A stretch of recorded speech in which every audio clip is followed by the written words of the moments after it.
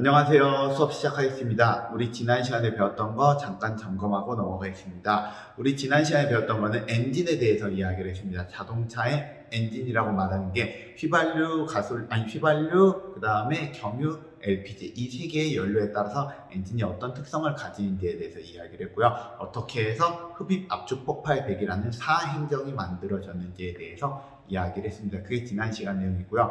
이번엔 좀 다른 축에 대해서 이야기해 볼 거예요. 바로 뭐냐면은 자동차의 연료가 꼭 방금 전에 말했던 것처럼 석유로 가야 되느냐? 아닐 수 있다라는 거죠. 바로 전기 자동차 계열, 우리가 다른 말로 무슨 말이라 부르냐면 친환경 자동차를 부르는 게 도대체 어떤 친환경 자동차가 있고 각각이 어떤 특징을 가지는가에 대해서 이야기를 해보도록 하겠습니다. 자, 우리가 친환경 자동차라고 이야기하면 보통 이렇게 네 가지를 많이 이야기합니다. 전기자동차, 하이브리드 자동차, 플러그인 하이브리드 자동차, 그 다음에 수소 연료 전지 자동차. 모두 다 친환경 자동차라 부르지만 조금씩 느낌이 달라요. 거기에 대해서 오늘 좀 주목해서 이야기해 보겠습니다. 혹시 그건 아시나요? 제일 처음으로 나왔던 자동차는 전기자동차였다라고 합니다. 휘발유보다 더 먼저. 근데 왜 전기자동차가 계속 발전하지 못하고 휘발유 자동차를 나중에 쓰게 됐을까요? 뭐 사람들마다 말이 다를 수는 있겠지만 아마 큰 이유 중에 하나는 옛날에는 배터리 기술이 지금만큼 발전하지 못했기 때문에 충전 시간도 그렇고 주행 거리도 우리가 문제가 됐을 것 같아요.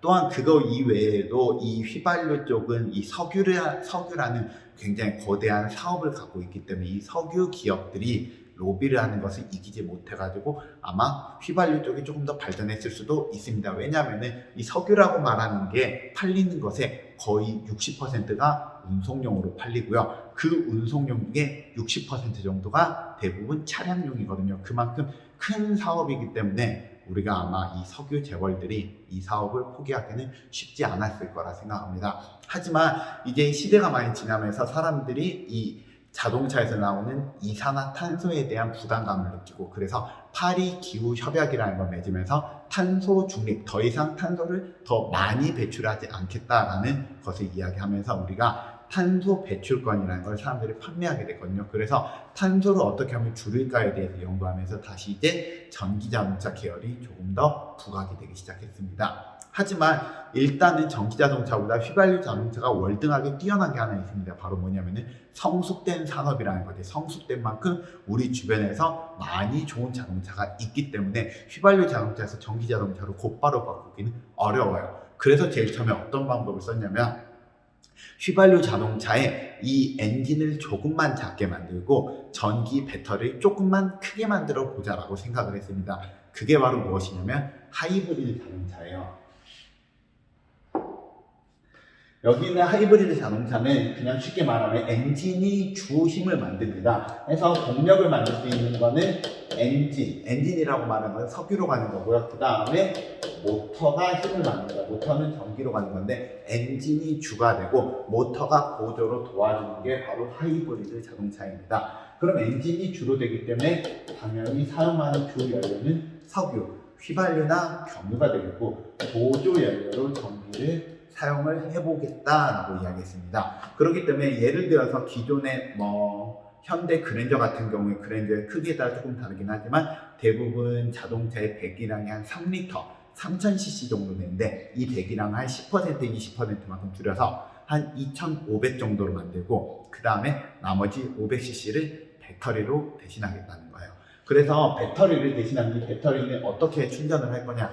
배터리는 원래 자동차에서는 스스로 배터리를 충전하는 기능을 갖고 있답니다. 그 기능을 이용해서 배터리를 충전을 시키고 이 배터리를 우리가 자동차가 빨리 달릴 때는 사용하고 그 다음에 빨리 다니지 않을 때는 그냥 보통 때는 석유를 가지고 다니겠다라고 이야기한 게 하이브리드 자동차예요. 어때요? 그러면 기존의 자동차보다 엔진이 작아지고 전기를 쓰게 되는데 효율이 좋아질까요? 더 나빠질까요? 놀랍게도 효율이 더 좋아져요. 그 이유가 바로 무엇 때문에 그러냐면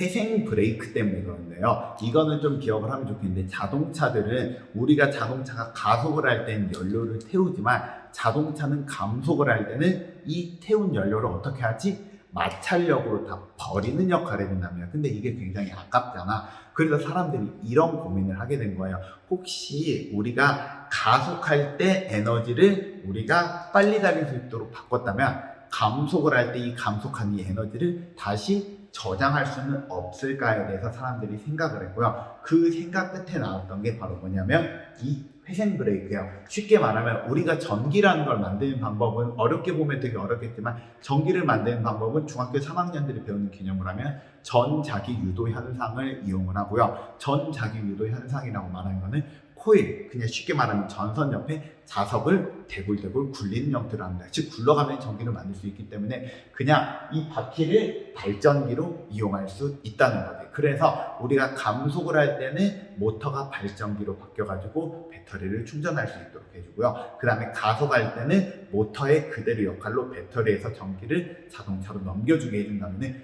효율이 굉장히 좋아진다는 거지. 그렇게 해서 만들어낸 게 바로 이거 하이브리드 자동차입니다.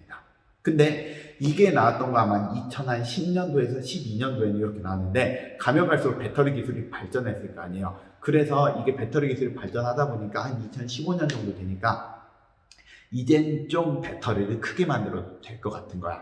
그래서 배터리가 좀 많이 커져서 얘가 주된 동력으로 이용하고 우리가 화석연료는 조금 보조적인 역할을 해보자 라고 나온 게 있어요. 그게 바로 뭐냐면 플러그인 하이브리드입니다. 플러그인 하이브리드는 전기가 주가 되고요. 우리가 전기 잘못 썼습니다. 전기가 아니라 모터지. 모터가 주된 일이 되고요.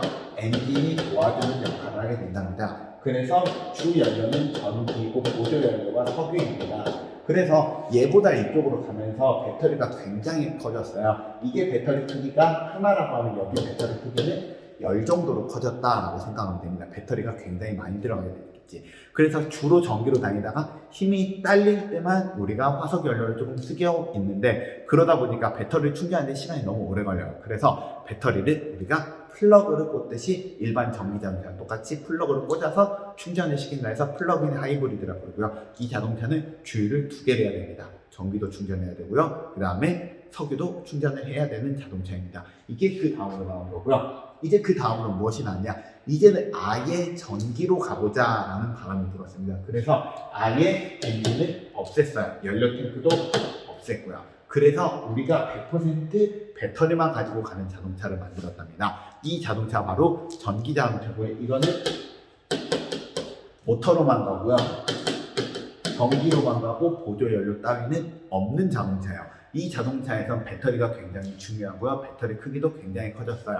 이 자동차의 배터리 크기는 이게 하나고 열이라고 하잖아. 요거 크기는 60 정도라고 보면 됩니다. 여기에 배터리 크기 한 60배 정도 되는 굉장히 많은 배터리가 들어가서 이 자동차 배터리로 차량을 운행을 시킬 수 있도록 만드는 게 우리가 이야기하는 전기자동차이고요. 우리가 지금 이야기하는 게 우리가 전기자동차 계열이라고 이야기하면 조금 뜬금없는 게 하나 있습니다. 바로 뭐냐면 수소자동차라고 부르는 수소연료전지 자동차라는 게 있어요. 수소연료전지 자동차라는 건 무엇을 말하는 거냐면 우리가 전기를 어떻게 만드냐, 전기를 만드는 방법이 여러 가지 있는 건데 그 중에 하나 재미있는 전기를 만드는 방법이 있어요. 바로 뭐냐면 화학 결합을 이용해서 전기를 만들 수가 있답니다. 그래서 우리가 이용할 수 있는 화학 결합 중 제일 친환경적이고 제일 익숙하면서 제일 흔한 걸 이용을 하자라고 이야기해서 무엇과 무엇을 이용하면 수소랑 산소를 결합을 시킨다는 거야. 여러분 수소랑 산소랑 결합하면 뭐가 나오지? H2O가 나오겠지. H2O 뭐지? 물을 만드는 전기 결합을 뭐 말하는 겁니다. 여러분들이 조금 예습을 한 친구들이 있다면 우리가 물의 전기 분해라는 걸 과학 시간에 배울 수가 있습니다. 물에다가 전극을 양쪽에다 집어넣고 우리가 전기를 흘려보냈다면 물이 한쪽에서는 플러스에서는 수소, 마이너스에서는 산소 이런 식으로 양쪽에서 나오기 시작을 하는데요. 이걸 역으로 한다는 거야. 수소와 산소를 결합을 시켜서 물을 만들면서 전기를 만들어 버리겠다고. 그래서 이걸 이용을 해가지고 자동차를 갖게 만드는 게 바로 수소 자동차고요. 이걸 우리가 다른 말로 무엇이라고 하냐면 연료전지라고 부른답니다. 그래서 동력 발생 장치는 모터로 하는데요. 이 모터로 하는데 무엇으로 만든다? 이걸 수소로 만든다. 생각하면 됩니다. 힘을. 그래서 주 연료는 수소고 수소가 전기를 만들다가 전기를 좀 넘치게 만들었다. 그럼 그 전기는 배터리에 저장했다가 나중에 쓸 수 있도록 해준다는 거지. 자, 이게 우리가 이야기하는 일반적인 자동차, 친환경 자동차 4개인데요. 이 4개 자동차들의 일단 첫 번째로 지금 봐보면 대부분 전기라는 걸 쓰는데 매연은 나올까요? 안 나올까요? 당연히 매연은 안 나오거나 적게 나오겠지. 얘나 얘 같은 경우에 매연이 안 나오기 때문에 이 두 개의 자동차는 무공해 차량이라고 부르고요. 이 양쪽에 있는 자동차량은 우리가 일반 자동차보다 조금 더 매연이 적게 나와요. 이게 한 10% 정도 줄였다. 아까 3000cc를 이게 아까 말했던 것처럼 한 2500으로 줄였다. 요거는 1500cc나 1000cc까지 줄여버린 거야. 그러니까 그만큼 매연이 적게 나온다라고 해서 저공해 차량이라고 부르고요. 그 다음에 충전 장소로 이야기하면 얘는 주유소에서 충전해야 되고요. 얘는 주유소랑 전기 충전소해야 되고 얘는 수소 충전소에서 충전을 시켜야 된다는 특징을 갖고 있답니다. 그럼 충전하는 시간은 어느 정도 걸릴까요? 당연히 충전 시간이 제일 빠른 건 그냥 석유에, 그러니까 얘가 충전 시간이 제일 빠르고요. 얘는 두 개를 따로따로 해야 되니까 조금 번거롭긴 하지만 가까운 충전 시간은 얘가 조금 더 느리게, 그리고 얘가 느리게 걸린답니다. 또한 여기에는 수소는, 여러분 수소는 충전하는데 어느 정도 시간 걸릴까요? 수소는 놀랍게도 충전하는 시간이 자동차만큼, 석유 자동차만큼 짧게 걸리거든요. 문제가 하나 있어요. 바로 뭐냐면 수소는 이게 수소를 충전하는 방법이 압력의 차이로 집어넣는 거란 말이야. 그래서 수소는 이 압력의 차이로 집어넣어야 되기 때문에 수소 탱크라는 게 있거든요. 수소 탱크라고 말하는 게 수소를 기체로 보관하면 너무 힘드니까 이걸 굉장히 많이 압축해가지고 뒤에 수소 연료 탱크가 있거든. 고압 탱크에다가 집어넣는데 수소 충전소에서 압력을 높여가지고 넘기다 보면은 이 수소 충전소의 압력이 낮아져가지고 이게 어느 정도 높아질 때까지는 그 다음 차량을 충전을 못 시킨대요. 그래서 5분 충전하고 10분 쉬고 5분 충전하고 10분 쉬고 이렇게 돼버린대요. 그래서 의외로 이것도 느리답니다. 그리고 일반 전기자동차 같은 경우에도 현재 전기자동차의 목표는 어느 정도 수준이냐면 20분 내에 70%에서 80%의 배터리를 충전시키는 게 목표랍니다. 근데 일반 자동차는 5분 안에 충전이 되니까 상대적으로 느리고 얘도 느리게 되겠죠. 자, 충전 시간만 그럴까요? 주행거리 측면에서 한번 봐볼까요? 자, 주행거리, 그래서 충전 시간 이거는 필기를 해야 되니까 좀 알려드릴게요. 충전 시간으로 따지면 이거는 충전 시간이 빠르고요. 이게 중간 정도 되고 이게 느리고 이게 느리답니다. 자, 그 다음에 충전시간 말고 주행거리는 어떨까요? 주행거리, 예를 들어서 보통 휘발유 자동차 같은 경우는 주행거리가 1리터를 가지고 보통 10km 정도를 가거든요. 좀 잘 가면 12km를 가요.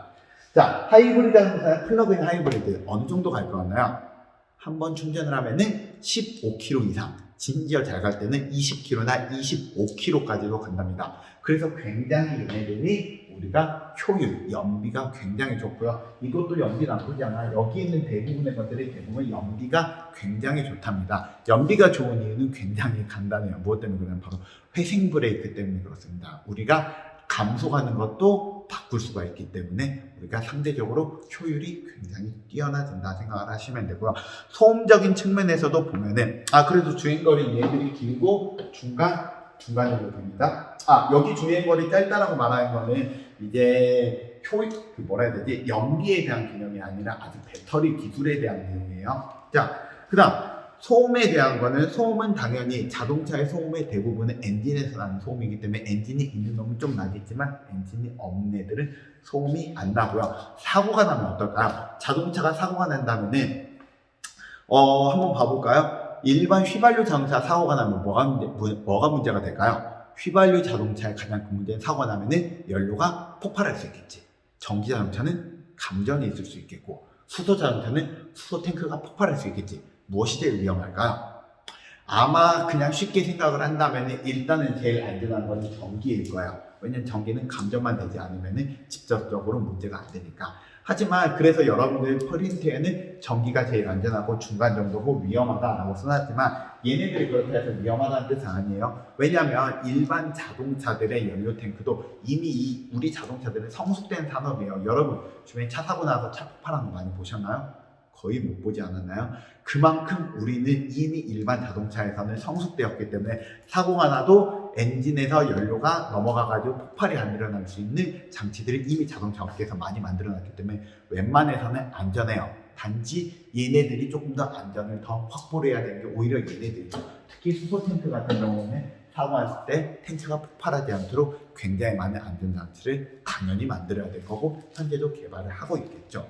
자, 그래서 일단은 이런 게 가장 기본적인 특징인데요. 공통적인 특징을 잠깐 봐봅시다. 이런 모든 자동차의 가장 공통적인 특징, 높은 연비도 있고요, 친환경 자동차도 있고요, 그 다음에 회생 브레이크도 있지만 제일 큰 문제는 바로 비용이 비싸답니다. 얘들이 얼마나 비용이 비싸냐고요? 일반 차량과 동일한 급여가 따졌을 때 2천만 원에서 3천만 원 정도 비싸답니다. 그래서 여기에 대해서 이걸로 인해서 어떤 일이 일어나는지에 대해서는 조금 이따 다시 한번 이야기해 드리도록 하고요. 아래에 있는 거 먼저 필기 한번 해보겠습니다. 자, 이거는 나중에 여러분들이 심심하면 봐보세요. 현대 자동차에서 요새 새로운 자동차, 전기 자동차를 어떻게 모듈화 쉽게 해가지고 자동차를 만들었는지에 대해서 유튜브가 올려져 있기 때문에 제가 올려놓은 거거든요. 나중에 심심하면 봐보시고요. 연료전지는 방금 말했던 것처럼 수소와 산소가 들어가가지고 전기가 만들어지는 것을 보고 말하고요. 한번 필기해 보겠습니다. 필기. 연료전지 지속적으로 수소와 산소를 공급받아 전기를 생산하는 전지를 보고 말을 한답니다. 그 다음에 회생제동이라고 부르는 건 어떻게 생기냐면은 여기는 이 그램 보고 말해요. 이거는 하이브리드 자동차에 대한 내용이긴 하지만 비슷하니까 한번 이야기해 드릴게요. 우리가 회생제동이라고 부르는 건 원래는 모터에서 이쪽으로 힘이 넘어가는데 제동할 때 이쪽에서 이쪽으로 힘이 넘어간다는 뜻하고요. 평상시에는 전기하고 엔진을 같이 쓰다가 감속할 때 충전을 시키는 게 바로 회생 브레이크의 목적이다라고 생각하면 됩니다. 그래서 의미, 차량 제동 시 모터를 발전기의 형태로 바꿔서 차량의 기계적 에너지를 전기 에너지로 바꿔서 어디에다 저장한다? 바로 배터리에 저장하는 기술을 보고 우리는 지금 이야기하는 회생 제동 장치라고 이야기한답니다. 자, 여기에서 한 1분 정도만 걸쳐서 우리가 좀 이야기를 해줄 건데요. 지금 방금 전에 말했던 것처럼 일반 자동차에 비해서 현재 친환경 자동차들이 비싸단 말이야. 비싸면 사람들이 살까? 안 사겠지. 그러면 어떻게 해줄까요? 정부 입장에서는 이 친환경 자동차 사업을 키우려면 그러면은 정부가 친환경 자동차한테 보조금을 지원을 한답니다. 보통 500만 원에서 한 700만 원 정도. 그 다음에 세금도 깎아주고. 그렇다면은 우리가 아까 2천만 원 정도 되는 차량의 두 개 사이 간격이 조금 더 줄어들게 되겠지. 그 다음에 차량의 유지비적인 측면에서 한번 봐볼까요? 친환경 자동차랑 일반 자동차 어떤 게 연비가 좋다 했지? 친환경 자동차. 그 다음에 연료를 충전할 때 휘발유하고 전기 어떤 게 더 쌀까요? 전기가 더 싸요. 그렇기 때문에 유지 비용으로 보면은 친환경 자동차가 당연히 싼데 문제는 초기 구입 비용이 많이 들기 때문에 시간이 지나면은 얘네들 비용이 비슷하겠지. 얘네들 비슷하게 되는 비용이요. 옛날에는 굉장히 오래 걸렸어요. 어느 정도 걸렸냐면 한 10년 정도 하면은 친환경 자동차가 이득이었어요. 그만큼 두 개 사이 갭이 컸단 말이야. 근데 이게 10년이 7년 5년 점점 줄어들기 시작했는데요. 현재는 그래서 5년 근처 정도 된다라고 합니다. 그리고 지금 친환경 자동차 만든 자동차 업계 목표는 2025년까지 이 차이 간격을 1년으로 줄이겠대요. 무슨 말이냐? 1년만 타면 친환경 자동차가 이익이 되도록. 그러니까 여러분들이 나중에 차량을 운전하는 시기가 된다면 아마 일반 자동차보다 친환경 자동차가 훨씬 더 매력이 있을 수도 있답니다. 자, 우리 오늘 수업은 여기까지 하기로 하고요. 다음 시간에는 우리가 이제 엔진에 대해서 이야기했으니까 이 엔진의 힘이 어떻게 바퀴로 전달되는지 한번 이야기해 보도록 하겠습니다. 끝! 안녕!